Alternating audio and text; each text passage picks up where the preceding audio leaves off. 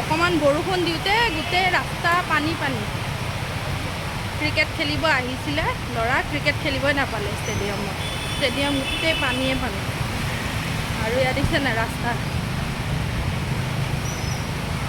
গোটেই পানী।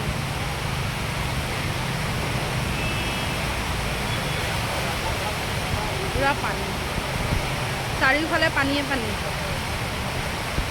গুৱাহাটীত অকণমান বৰষুণ দিবহে লাগে, পানী আগতে।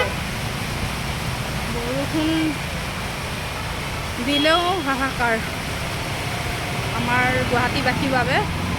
যিহেতু বানপানী হৈ যায়, সেইটো কাৰণে মানে গাড়ী ৰাস্তাৰে চলাটো অসুবিধাই হৈ পৰে।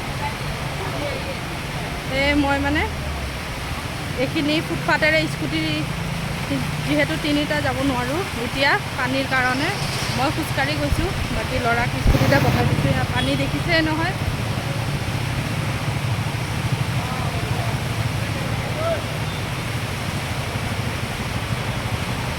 চবফালে পানী।